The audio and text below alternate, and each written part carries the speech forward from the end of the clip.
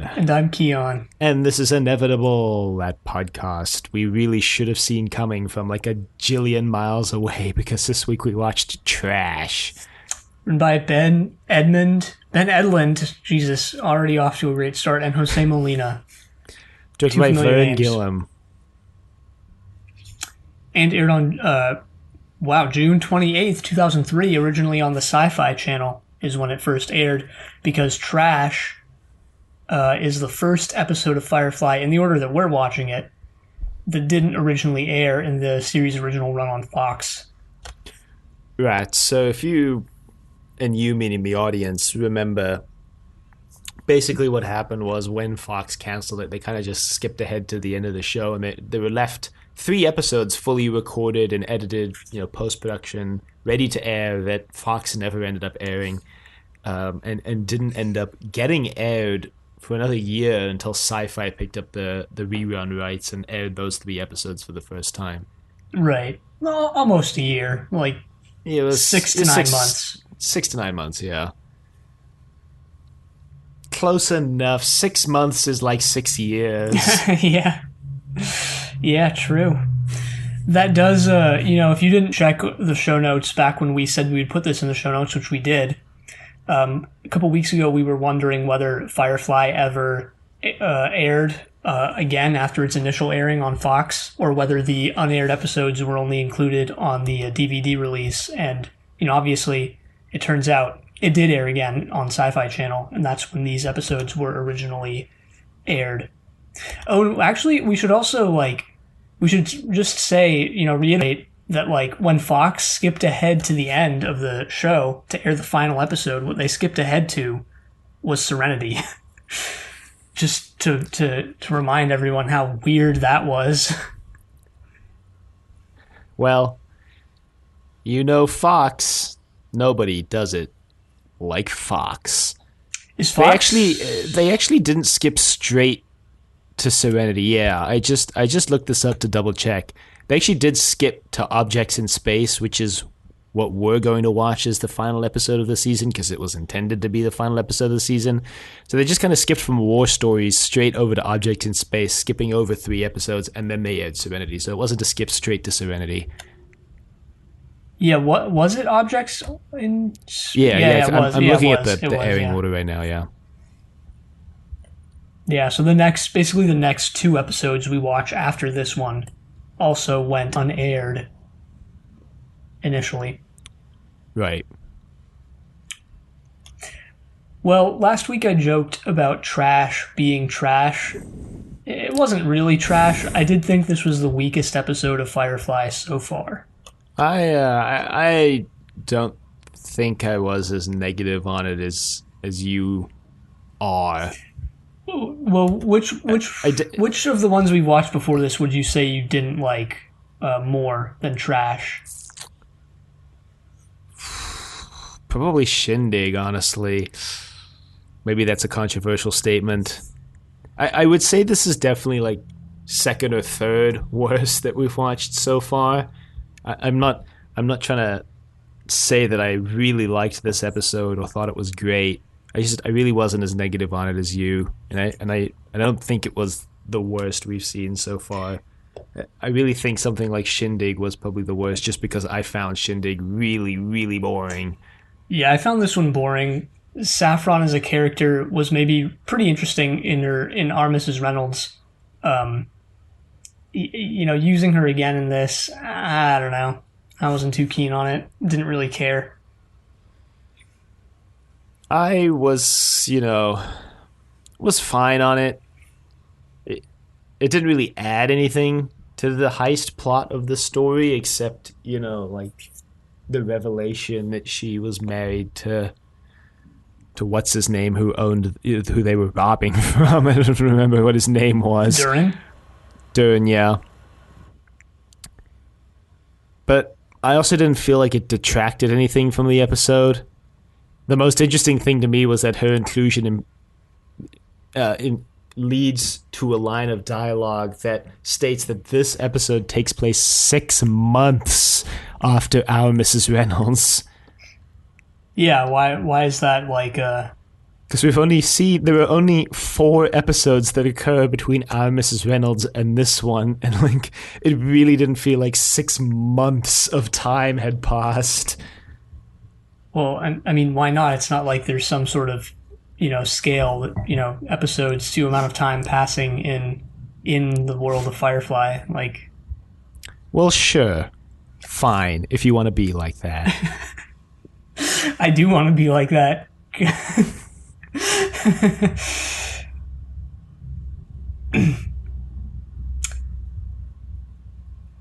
The episode starts out kind of like Breaking Bad. I've never actually watched Breaking Bad, and I never will, thankfully. But thankfully, I hear it starts with, why would I want to watch Breaking Bad? Why would I? I don't know. I've heard it's one of the greatest television shows of all time. So have I, which is why it's probably not, because most people have crap taste. But not everybody. Right. I'm one of the few exceptions, of course. But I've always heard that Breaking Bad, it sort of starts with our main character naked, not fully naked, but naked out in the desert, right? So. Yeah, I've seen the first episode of Breaking Bad, and it starts with Walt in his tidy whities in the desert. Well, Mal doesn't even get that. All he has to cover in is the tattoo that we find out he has on his side. Yeah. His hip. It's like kind of on his upper right thigh, but like more on the side of the thigh than the top, I couldn't tell. What was his tattoo? Was it just some sort of symbol? No idea. Yeah. Genuinely no clue. It could be anything. It could be one of those tattoos where like people go to like get a tattoo, interesting connection to Firefly, I guess, in like Chinese script, and they like, hey, can you write like some phrase in Chinese? And then the tattoo artist writes something completely different because it's not like the person getting the tattoo will know what it is most of the time. Mm-hmm. Most of the people who get these tattoos. Yeah. I mean, it wasn't though. It wasn't like in any sort of known script, I guess. Yeah, thanks to the low resolution of this television program. I mean, it's pretty clear. The Blu-ray transfer is pretty good. It's pretty clear. But anyway, Mal then looks into the camera and says, "I bet you're wondering how I got myself into this mess." No, he doesn't do that. He just says, "Well, that went well." And we get 72 hours earlier. Sort of a more straightforward interpretation of the setup of Out of Gas, in a way.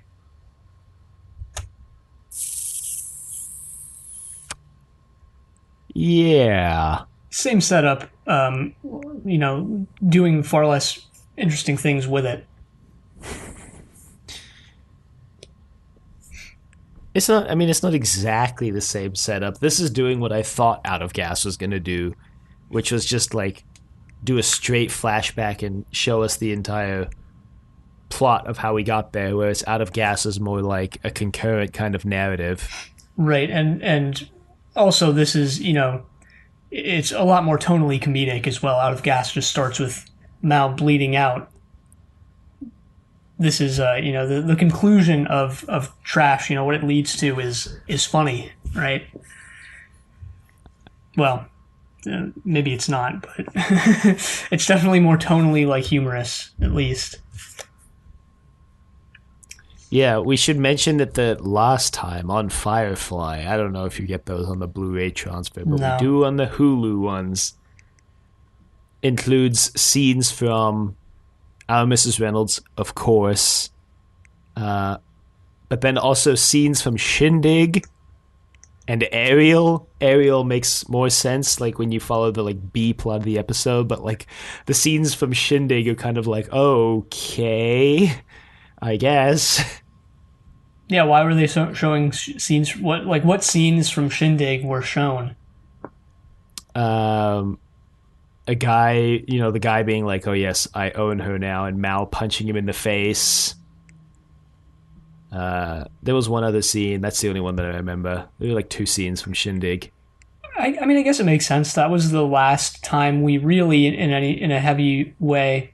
Actually, that's not true because our Mrs. Reynolds was in between. But like the potentially like romantic tension between Inara and Mal first kind of came to a head in Shindig, was expanded on in our Mrs. Reynolds, and is expanded further on here. Oh yeah, it also actually, weirdly enough, includes a scene from Serenity in the last time.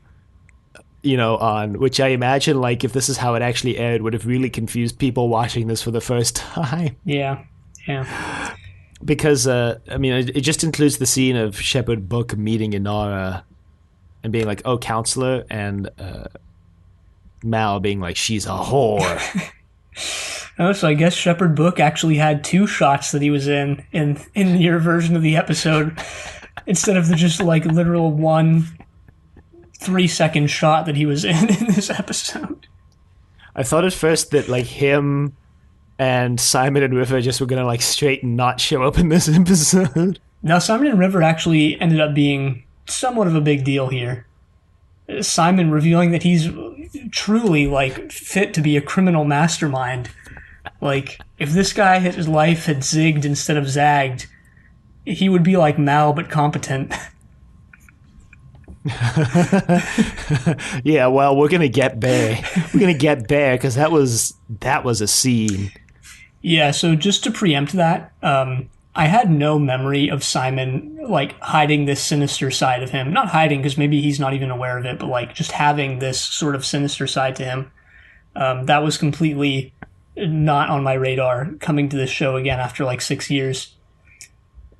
It's very 11th Doctor in The Good Man Goes to War being like, "Good men don't need rules. It's not time for you to find out why I have so many."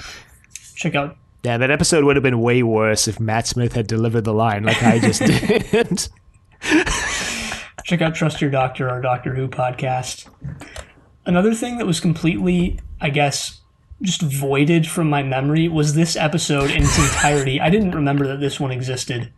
All the other ones I'd pretty much completely forgotten, but I at least remembered like the premise or that the fact that I had watched them at some point.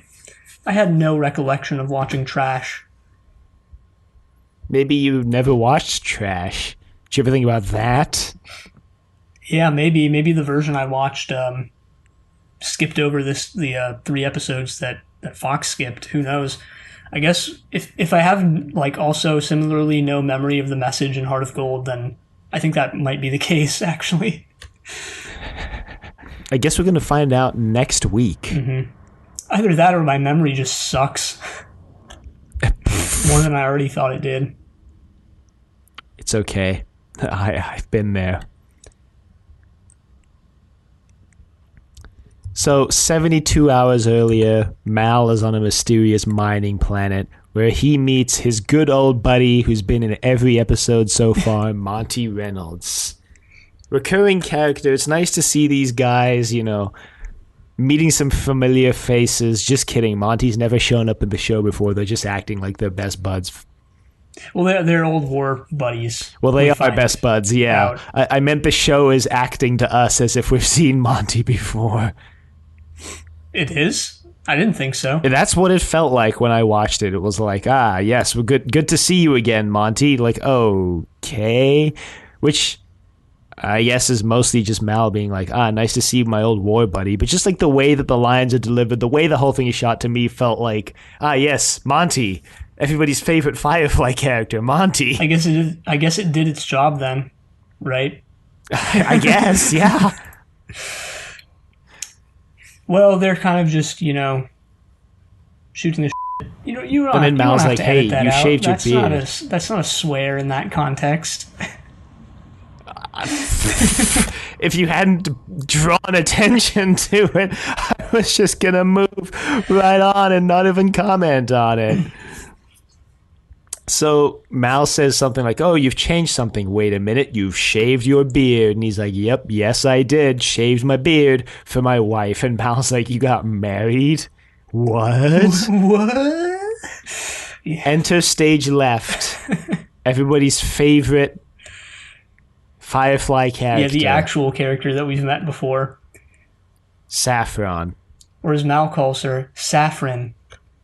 Kind of reminiscent of how Gareth Thomas called Avon Avon in Blake 7, on Blake 7. Check out Zenith or Blake 7 podcast. Avon Kerr. Well, her name here is allegedly Bridget. Right, we don't even know her real name, as this episode points out later on. And they, Mal and her pull guns on each other, and then we cut to take my love, take my land, blah blah blah blah blah blah. Take me where I cannot Smash stand. I don't care. I'm still free. You can't take the sky from me.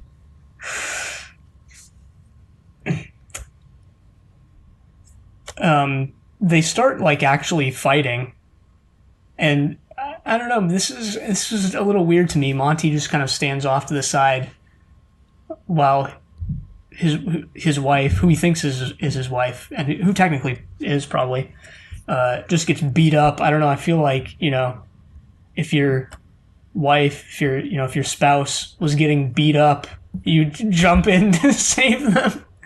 But apparently Monty doesn't think the same.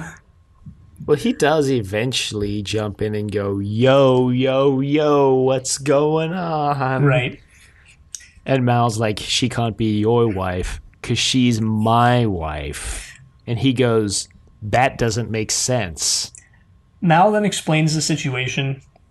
I guess Monty trusts, Mal, understandably. These are old friends. But, they're war buddies. Yeah, and so he gets they fought in the war together. He gets very upset at Saffron and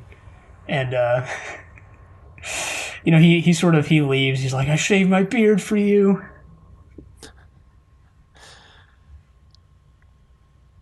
So he leaves Mal and Saffron on this moon. Monty actually asks Mal, "Where's your ship?" And he goes, "Oh, be really suspicious of both our ships here at the same time. Like, it would be really obvious that we're running contraband." So he's like, "Good thinking, Mal. You always were one step ahead of the game." And that's why Mal is here stranded with Saffron for the foreseeable minutes. Yeah, so basically Serenity's coming to pick them up. They get into a little conversation at gunpoint, Saffron at gunpoint, that is.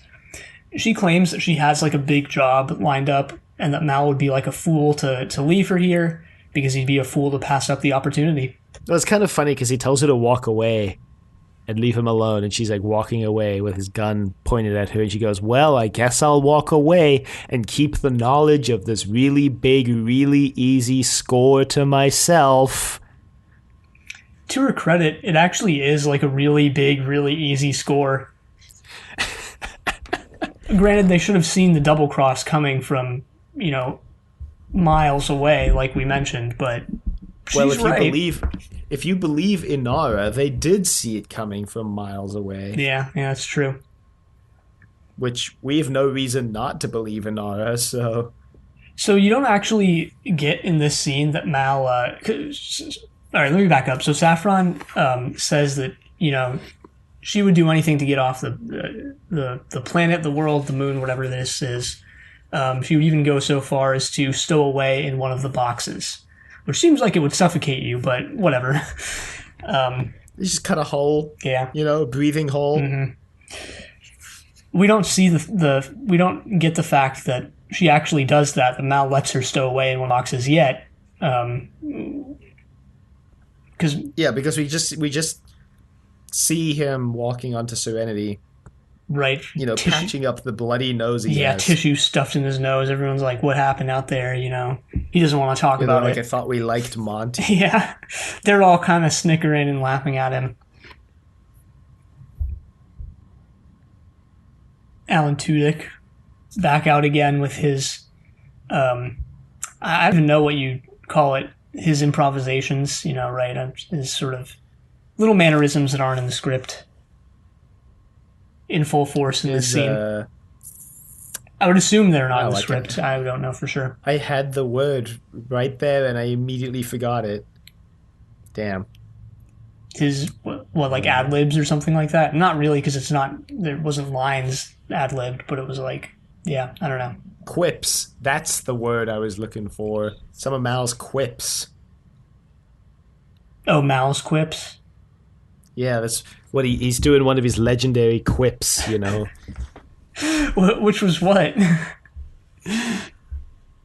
Oh, just all of everything he says in this episode is a quip, let's be honest. Yeah, everything except that whole conversation with Inara that's about to happen. Yeah, it wasn't even written by Joss Whedon either. God.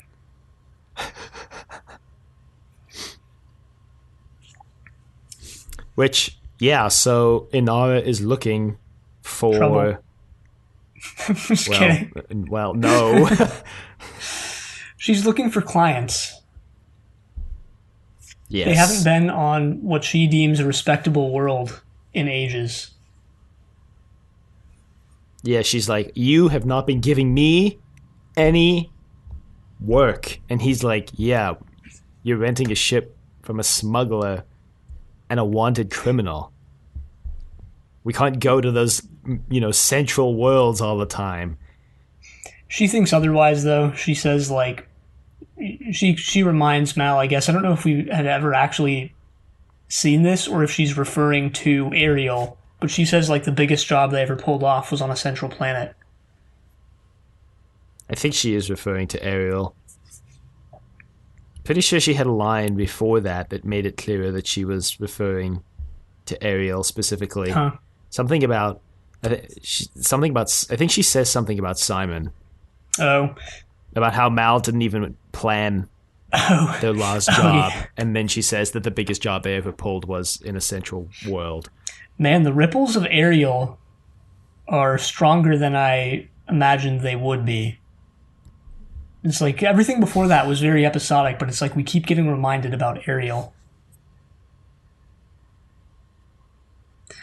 In a way, though, I guess this one brings back our Mrs. Reynolds in a big way. So there's the pre-Ariel and post-Ariel Firefly universe. Mm-hmm, mm-hmm. Maybe it is like maybe to the point of what you were saying before. Maybe before Ariel, time was moving a little bit slower, and then afterwards, maybe that's a dividing point for that as well. I don't know. I don't have anything to back that up. It's just speculation, but could be.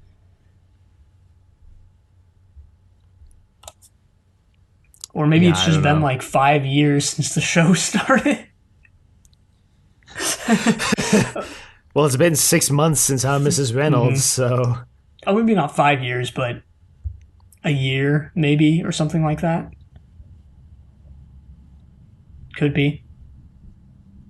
Could be. Doesn't really matter, actually. Anyway, after Mal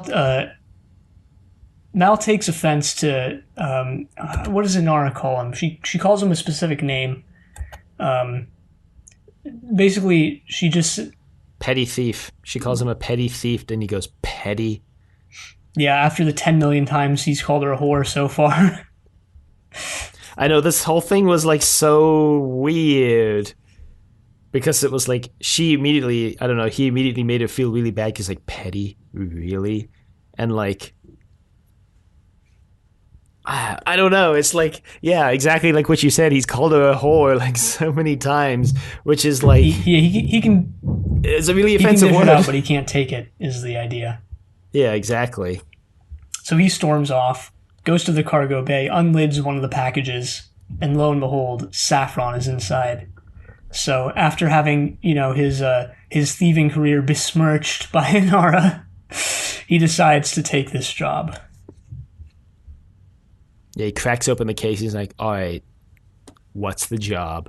And then we see the briefing room where Simon and River are conspicuously absent, but so is Shepherd Book. Yeah, like I mentioned before, Shepherd Book, if you watch the version that I watched, which didn't have these time things, is only in one shot of the episode. Not even a full scene. He's only in one shot. I think it's where he's helping like Jane back onto the ship or something. Yeah, and he says something like, "Doctor, you've got a patient." God, I had a dream the other day actually where I met Ron Glass at a bookstore. What? Yeah. I was just there, there was a shelf. He was on the other side of the shelf, and it wasn't a tall shelf, so you could see over it. And I was like, "Hey, wait a minute, are you Ron Glass by any chance?" And he was like, "Yes, I am." Was that the whole dream? Yeah. Wow.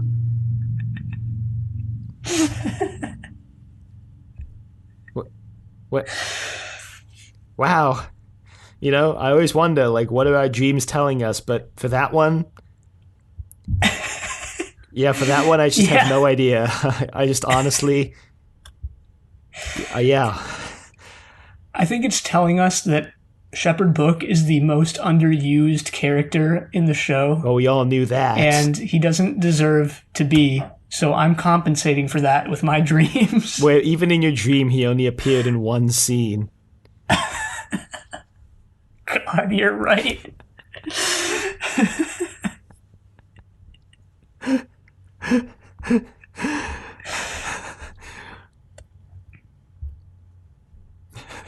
Man, Shepherd Book can't even catch a break in people's dreams. Yeah, but at least in this episode, he shows up and has a witty banger one-liner again. I still laugh every time. When I was editing the most recently released episode, you were looking for salvation? Yeah.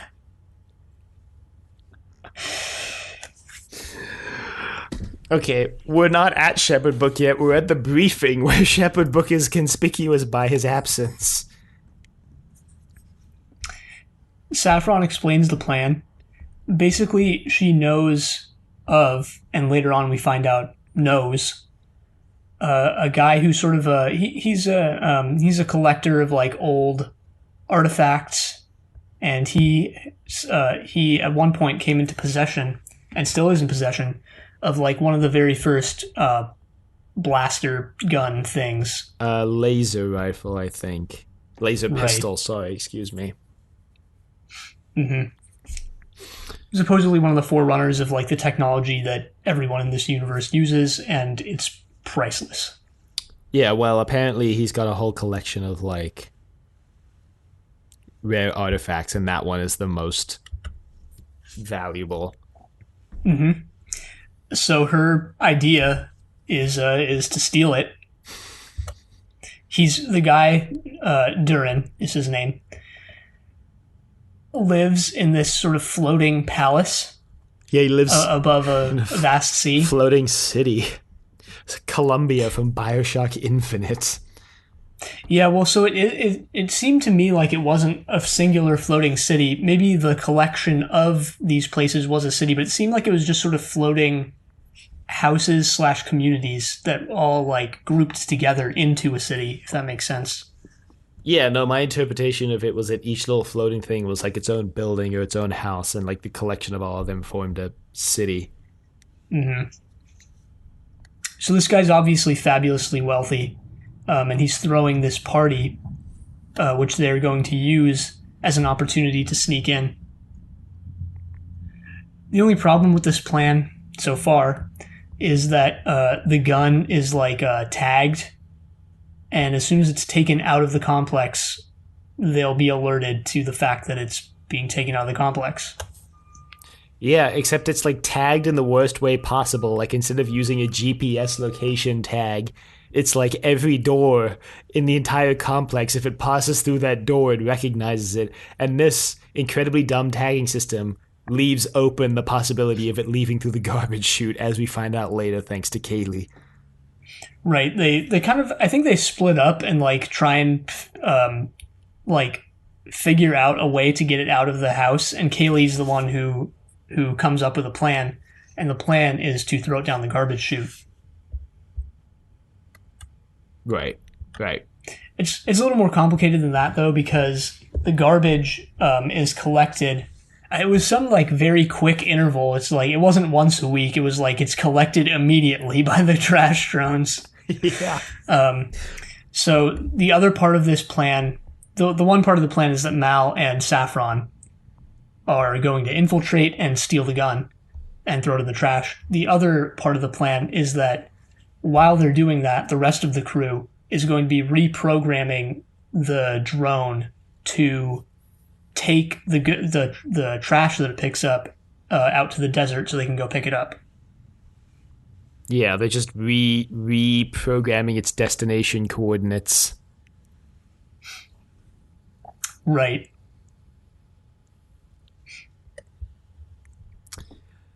This plan sounds like it's going to work. Probably just fine, and it probably would have if it weren't for everything that goes wrong. I mean, it does, like... Yeah, it goes wrong, but it, like... Even then, it's pretty smooth. They're given, like, the luckiest, we'll get there. We'll get there. Mal has like the luckiest opportunity to throw this thing in the trash that he could have come by. Just as they did in Ariel, and just as a lot of other heist shows and movies tend to do, they're explaining the plan as they enact it. So you see Mal and Saffron infiltrate. They're pretending to be, I don't even know what, just flower delivery people, I guess. Mm-hmm. There is a scene before we actually get there, though, between Jane and Simon and River. Right. Where Simon's like, I don't understand why we're in here, and Jane's like, well, boss doesn't want Saffron to see you because she'll sell us out to the Alliance. Thanks for explaining that. Firefly. Yeah, well, why is that like a a sneer? Like, thanks for explaining that. I mean, it seems to make sense, right? Because it would have been really easy for them to just like ignored it, and then everybody would be like, "Man, why did Simon and River never show up in this episode?" Kind of like Shepherd Book. Like, why didn't Shepherd Book show up in this episode? It does give us a good opportunity to make a little bit of fun of Jane, though, which is always a good time, because River, just completely unsolicited, goes, Jane's a girl's name. He takes great offense to this. Because no. She's like, yes, it is. He says something like incredibly offensive in response. I don't remember exactly what it was. Does he? Yeah. I don't have it. Well, if he did, I don't have it written down, so... Same here. I just remember it going like, wow. Don't worry, I can just pull up the transcript. Yeah, are these... I was actually wondering that for different reasons recently. Are these transcribed? Oh, yes, here online? we go. River, Jane is a girl's name. Jane, well, Jane ain't a girl. To Simon, she starts in on that girl's name thing. I show her good and all I got man parts. Oh, yeah, that's what it was. Man, yeah. Wow. I like how this transcript has like phonetic sound outs of the Chinese words. Simon, will be okay. Why the captain is trusting that. And then it has Bu Hui Hun Da. Wow, that's not helpful at all. They just wrote PUO, and that doesn't help me pronounce that. What site is this on? RussellMadden.com. It's linked on the wiki. That's how I got here. Yeah, it just seems like someone's personal site they just decided to transcribe Firefly on. He's also advertising his own book on here, Death is Easy. Huh. And the second book called Freedom, As If It Mattered. Add these to my to my list. No, I'm just kidding. Freedom as if it. Both of these buy now buttons are broken. Both of these buy now buttons lead to dead sites. Could not find comma/adreg.php in your content namespace. Oof. Oh, but the digital version works. I guess you could buy the. Oh, wait. So the digital link takes you. You can buy a paperback. Thanks, Russell. Back to the episode at hand. After this episode, after the scene, River says something like, "Oh, he's like." She just says scared, and Simon's like, "I know, I'm scared too." And she's like, "No, him." And he's like, "What would Jane have to be scared about?" And she's like, "He's scared that we're gonna find out." Yeah, I thought it was he was scared that the rest of the crew was going to find out. Because I mean, that might be true. I'm pretty sure River's line was that we're going to find out, which could mean either we as in me and River, me and River, Simon and River, or we as in like us, the crew, I guess. Yeah, well, Simon and River already know what he did. So if it's in reference to that... Do they? Yeah. Yeah, they know. Really? Yeah. I mean, they obviously know by the end of this episode, but I was always under the impression that they didn't know until this episode. No, they definitely did. They were discussing it in Ariel.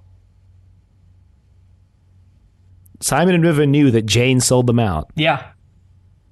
When did that happen? When they were not right before they were being kind of interrogated. Because Jane has that, he specifically has that line like, if it makes you feel any better, I was planning on knocking them out and taking the cash myself. But I don't think that means they know. I don't think they knew. Yeah, well, I was pretty sure they did. I mean, I guess we can just pull it up in the transcripts. I think they knew. I'm pretty sure they knew. It was like that line and a couple other lines. Maybe they didn't say it outright, but I was pretty sure they were insinuating. Either way, they know by this episode. I mean, so they either figured it out in the meantime, or they knew right from the start. I really thought they figured it out in this episode when River says that he's afraid of them finding out. Wow. Oh, well, he did a really shit job at hiding it then in Ariel because he literally talks about it to them. Wow, I don't remember interpreting anything that Jane said that in that episode that way at all. Yeah, I mean, maybe he doesn't explicitly say it. Because otherwise, like, if they knew that if they knew it doesn't make sense for Simon to threaten Jane in this episode, he would have done it sooner. No, not necessarily. Like, I mean, not necessarily, but it just makes it weirder that he would wait so long. It's not like he hasn't had Jane in his sickbay since then. Yeah, maybe the show just has decided not to focus on it. Who knows? I don't buy it. I don't know. I'm not really attached to the idea that they knew. It could be they didn't, but who knows? Who knows? I would just find it weird if they didn't, because he literally talks about it in Ariel to them.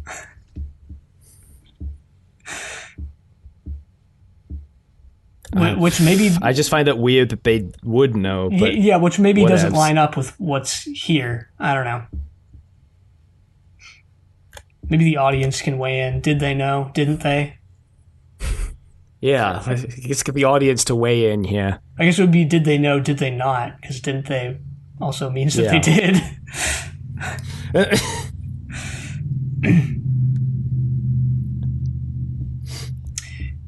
Yeah, well, anyway, so the way that they are going to be reprogramming this trash drone is by, like, getting right up under the floating compound and, like, just switching out some circuit boards. So Wash has his work cut out for him. Wash is also wearing the most, like, hilarious, like, Wish.com tactical jacket out of anyone in this episode. Really? I didn't notice that. It's It's fine most of the episode, but it's really noticeable at the very beginning when Mal gets onto the ship and he walks past Wash on the staircase, and Wash is like, "Oh, Inara's looking for you." It just go back and watch that 3-second scene. It's kind of goofy looking. What, at the beginning? Yeah. Oh. Huh.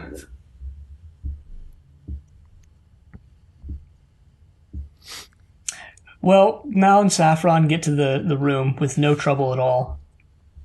The room where the gun's being stored. Yeah, they just It's not really being walk in stored, there. it's being displayed. Yeah, they just walk in there. Mm-hmm. It's protected by like some infrared beam things. So they have to disable that. Yeah, Which gives... And they start on that. Yeah. And then Durin crashes their party, contained within his party. And this is when you find out that Saffron also pulled her signature trick on him. Yeah, but he's another one of her many husbands. This, look, I know you didn't care too much about this episode, but let me ask a question to you, because as soon as this happened, this immediately made me question the entire events of our Mrs. Reynolds, because in this episode alone, we've seen 2 other people that she married, and 1 didn't kill, and 2 spent like 6 months, scamming, but Mal, her plan was like to just kill him immediately. And I was like, damn, really sucks for Mal. Then he was the one guy she decided, you know what, I'm just going to kill him outright, like from moment 1. Yeah, well, it seems like, she's enacted this plan, obviously many times, but it seems like she hasn't always been working with those 2 guys who were going to trap them in the space net thing, right? Yeah. That was sort of an addition, so maybe she just, like, fell in with these guys and, like, they incorporated that aspect into the plan, right? Maybe. She says later that she actually did try, whether you want to believe it or not, I guess, it's a pretty suspect story, but she does say that she tried, to actually live with Durin. Yeah, but whether or not you can believe that when she immediately pulls a gun on Mal right after saying that. Yeah. Who knows? I mean, maybe that's probably the most interesting, I guess, thing about this episode is like, you don't even know. Yeah. So you think that they're busted, but then you find out that Durin was, duped by her plan as well, and she like got away. Yeah, in the past, it was 6 years ago actually, and he's like, "Oh my god, I haven't seen you in 6 years. I can't believe it. It's you. It's Yolanda." He's doing this thing where he's like, "Man, I really thought that you ran away with my security guard, but then we found his body, and I knew you couldn't have done that, so you must have escaped, and I didn't see you." And Mal's over there in the corner like, He's literally biting his nails. Literally. He's making that that meme that's like the bear who like awkwardly looks away from a conversation. That's what Mal's doing right now. I'll link it in the show notes for all of our non-mimologists. Yeah, and for me, I have no idea what you're referencing either. A true non-mimologist. Thankfully, that's a good thing as far as I'm concerned. He thinks Mal is the one who like returned her to him, so he's like, just hold tight. I'm gonna get you a boatload of money. Which at this point in the plan, forget the gun, just see how much he brings, Like, what if he just brings like a small fortune? Yeah, then just leave with the money. Yeah, this is like the luckiest break they could have possibly had. But as soon as he leaves, of course, they get right back to cracking the gun open. And then this is kind of funny. He comes back in, and he's like, "So, Yolanda, you're never going to leave me, right?" And she's like, she pulls a gun on Mal, and he's like, "Yeah, kind of saw this coming, and Mal's like, "Hey, don't look at me. Gun's new for me." And then she says this whole thing about how, like, if he had half a brain, he would have called the Alliance as soon as he saw her. And he's like, "Well, guess what? I did." Yeah, so this is sort of a microcosm of what the Serenity crew pulls. I guess he didn't leave to get any money from Mal. He left to. He has this little sort of a ring device that, when you press a button on it, it sort of alerts security forces or whatever.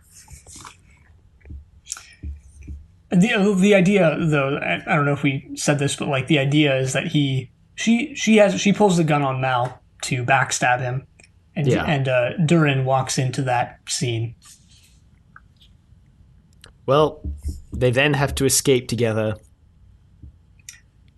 Mal uses he manages to pull a gun as well, and he uses the opportunity to drop the gun into the trash. So he hit a gun in his flowers. Yeah, so that's the lucky moment I was talking about before. Like, he uses this sort of moment to enact the rest of the plan. Good for him. Yeah, good for him, I guess. The cops are on the way in, though, so they have to run. It's sort of a very intense chase. Meanwhile, the rest of the crew is having a bit of trouble replacing the circuitry that they need to replace to reprogram the drone. The drone's almost there. And you realize once the drone latches on why they needed to hurry, because the manner in which it latches on is it literally would have, crushed whoever was changing the board. As they're doing this, Jane also gets shocked with the electricity of 1,000 suns. Just kidding. I was going to say suns, but like that doesn't really make any sense. No, it doesn't. But whenever someone says like the force of 1,000, blank, it's like it's suns, Not that you said force, you said electricity, but whatever. The electricity of 1,000 Tesla coils. Anyway, he's almost dead. Yeah, he gets brought in by Book in his one appearance in this episode.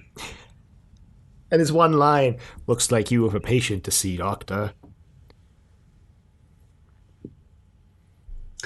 Well, they escape. While they're all heading out to the desert, Mal gets duped yet again. Possibly, depending on how you want to interpret the extent to which they were onto Saffron. The extent to which anyone's onto Saffron at any given moment, it kind of fluctuates. He got duped. The question is whether or not you believe he knew he was going to get duped. Yeah, so basically what she starts breaking down, because he's kind of grilling her about like what she did to Durin, because he seemed like kind of a nice guy. Yeah, he actually seems to be like none of the things she claimed he was. Like, right, a monstrous, abusive dictator. Right, because throughout the episode, she was kind of talking bad about him, and he appeared to be none of those things. We don't. Right. Again, it's one of these things that we don't know the truth. But then she says, like, actually, I did. I tried to live with him. I tried to actually, be married to him. But it's just not the person that I was. And now, he's grilling her throughout all of this. He's like, oh yeah, so good on you, for really trying when you have every luxury in the world there, of course. And that was part of her explanation too, actually, come to think of it. She was like, I thought if I had everything, I wouldn't, continue to live life the way I have and want, be as covetous as I have been, type thing. And she's crying. She's like, I let a good man down. Mal makes the mistake of sitting right next to her. She grabs his blaster. And this is how Mal gets dumped in the desert clothesless. She says, like, if you don't tell anyone... Mal, okay. back up a second. Mal's got this witty quip where he's like, I've seen you without your clothes on, but I never thought I'd see you naked. I know. Damn. Not even written by Joss Whedon. Not even written by Joss Whedon. Anyway, so she's like, you won't tell anyone about any of this, right? And he's like, yes. And she's like, well, then I won't tell anyone how quickly I got your gun from you. And he's like, oh, please no. And she's like, also, that whole thing about being naked. And he's like, please no. And she's like, yes, yes, yes. Palpatine. So he gets stranded. She goes to pick up the trash, specifically the priceless gun in the trash, and gets a gun pulled on her by none other than Inara. Surprise. So we actually skipped over a very critical scene earlier in the episode when they're landing on the planet. Zoe's talking with Inara, and Inara's like, I don't want any details about the plan. I've got some clients booked. I'm just going to leave, and I'm going to go do my job. And Zoe's like, well, really, you should trust Mal. And she's like, I don't want to know anything about any of this. And Saffron is like listening like through the door. Right. So they're making it very conspicuous that Inara is not going to be around. Right. I almost thought it would have, landed a bit better for me if you didn't get this initial scene and then that it was a total out of left field surprise thing that Inara just shows up at the end. Yeah, if they did even more of the Ocean's 12 thing. Yeah, you would like it more if they did that. Yeah, I probably would.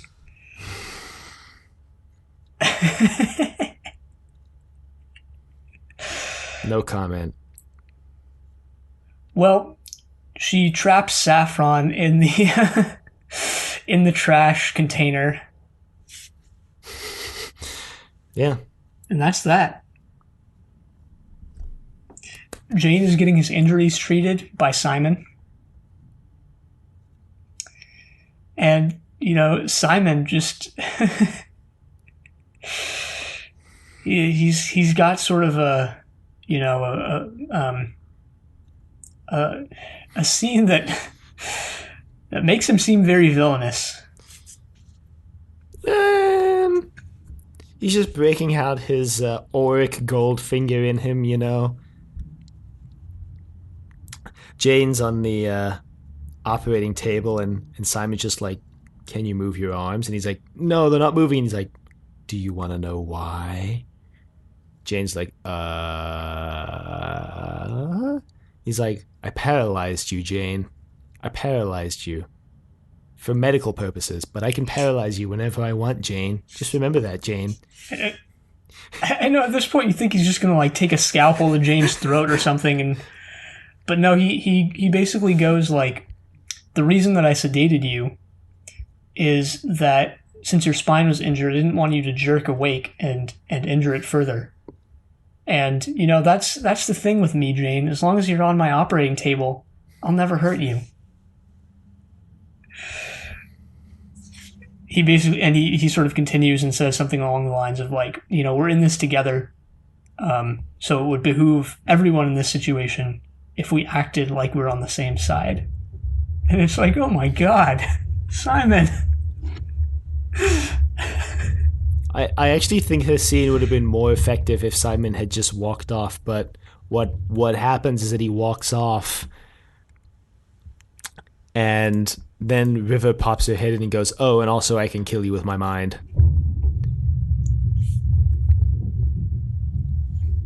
Yeah, leave it to River. I don't know. It's intimidating, but it's delivered in such a humorous way that the humor kind of just undercuts the whole scene. Well, this is similar to what happened in Ariel, where it's this tense moment where Jane is almost trapped in the airlock, and then that one ends on sort of a Blake 7 sitcom note, right? This is sort of the same deal. Yeah, kind of, actually. I say Blake 7 sitcom note. I'm sure most people listening to this probably don't know what I mean by that, but like when we watched Blake 7 for our podcast on it, a lot of the episodes would be sort of very serious, self-serious, intense, and then they would end on the most humorous note. Like that episode where Gan, one of the characters on that show, basically breaks down. Oh, yeah, breakdown. Without going into too much detail. Yeah, it's in the episode entitled Breakdown. Without going into too much detail, he tries killing the rest of the crew, and then it ends like with them like literally in each other's like they have their arms around each other and they're just laughing and like, well, wasn't that something? They do that a lot on Blake 7. They did that on Star Cops a lot too, actually. Yeah, they did. Mm-hmm. Both Chris Boucher properties, Blake 7 less so, obviously, because it was really started by Terry Nation, but... Yeah, but it needed Chris Boucher to, like, really breathe life into it, And he took over. Yeah, that show got a lot better after season 1. Maybe that's a hot take in the Blake 7 fandom. Maybe, yeah. Series A was also pretty good. It was my favorite series, if I remember correctly. Oh, it's great until Terry Nation started running out of ideas. 5 to 8 episodes into the season, going, ugh. It was mostly just in like the season finale, which was drawn out heavily.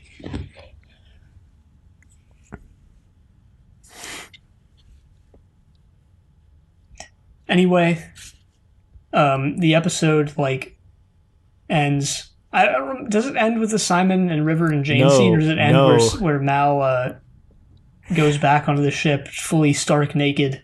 Yeah, it ends with Mal asserting his dominance over the rest of the crew by just walking around buck naked. So we get the scene from the beginning where Mal's like, yes, that went well. And Inara shows up and goes, this is what you call going well? And he's like, yeah. She's like, lest you forget you have no clothes on. He's like, yeah, so what? And he just stands up, he's just hanging dong freely, walking around. The ship lands and he just walks onto the ship and he just goes, okay, everybody, let's leave. And Wash is like, Captain? And Mal's like, yeah, what is it, Wash? And he's like, you know what? Never mind. We're just going to walk away. That's how it ends. Then it ends with him staring out of the airlock as it closes, watching them take off from the planet. Yeah. A fittingly anticlimactic ending to the worst episode of Firefly so far. I really don't think it was the worst.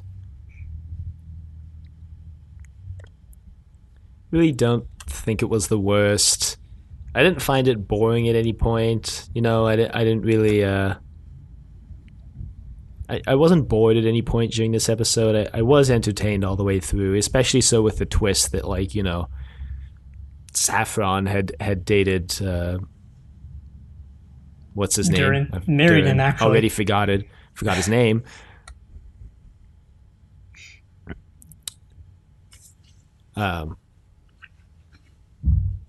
I don't know. I didn't think it was great, but I wasn't as negative on it as you were, I guess. Yeah, it's just Saffron as a character, I don't know. Didn't do much for me. Less even than in Our Mrs. Reynolds. Like you said at the beginning, I don't think it took away from the episode for me, but go on. Yeah, well, I was just going to say, in Our Mrs. Reynolds, we talked about this on that episode, so we don't need to reiterate too much, but there's that thematic tension, right, between Mal and Saffron and their conflicting points of view over how and whether to trust other people. This episode is seemingly, to me at least, not seemingly, to me it is less interesting. Just with sort of that type of thing. Not that it needs to follow thematically from that, but maybe it could have. I think this episode is kind of a thematic continuation of that one. The question of whether or not Mal can trust Saffron throughout the episode. It puts Saffron in a different situation than our Mrs. Reynolds because she's kind of on the back foot this whole episode, Whereas in our Mrs. Reynolds, she's fully in control. It's interesting, in both episodes, she gets defeated basically by Inara. Saving the day, essentially. Although Inara is half knocked out in our Mrs. Reynolds thanks to the knockout lipstick. Yeah, that's true. Yeah. This one seemingly just drives home the same point even further rather than expanding on it in a way, which, maybe they could have done more or something like that. I don't know. Yeah, maybe they could have, but I don't think I didn't want them to, so I'm not disappointed by that.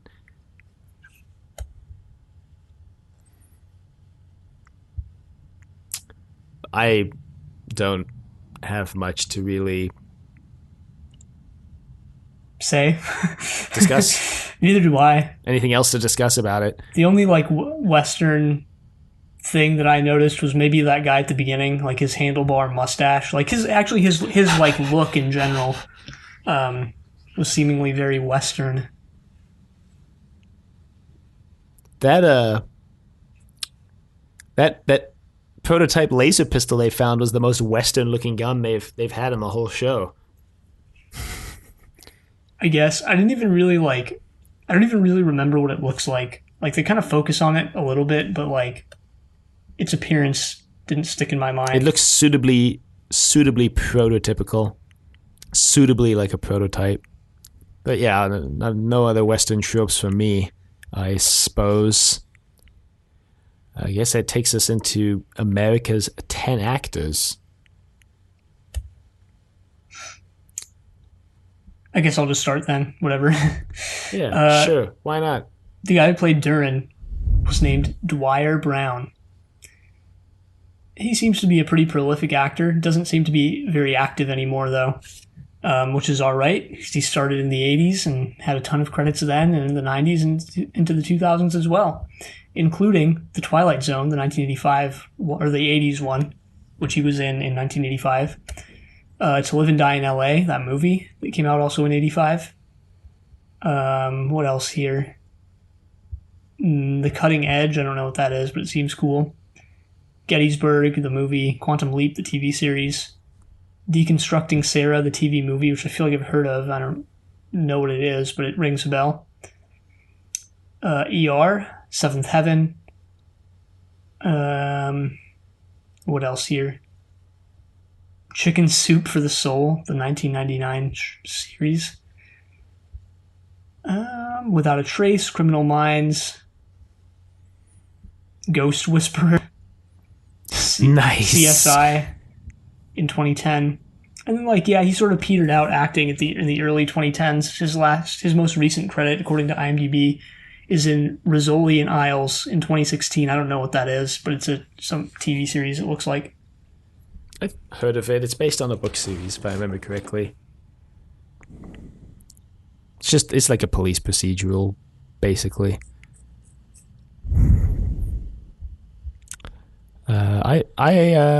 I guess I'll go. I looked up Frank Ross. He plays Monty. He's had quite a career on American television, including being in Breaking Bad, actually, We were just talking about Breaking Bad earlier. He's in Breaking Bad and the spin-off Better Call Saul. Some of the other stuff he's been in: Medium, Heroes, Days of Our Lives, Deadwood, Monk, Star Trek Enterprise. He was in an episode of that. Numbers, NYPD Blue, Buffy the Vampire Slayer, another Joss Whedon project. He was in an episode of The West Wing, Conan the Adventurer, and I think that's pretty much everything I recognize. Oh, and an episode of ER, actually. I forgot to mention that. Huh?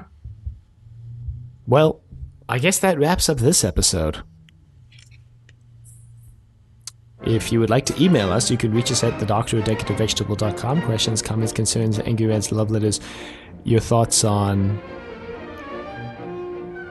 trash. Blanked on this episode's name for a second. You can find us on YouTube at Decadent Vegetable. You can find us Apple Podcasts and anywhere else you find the show at Inevitable. Be sure to leave a rating if you like the show.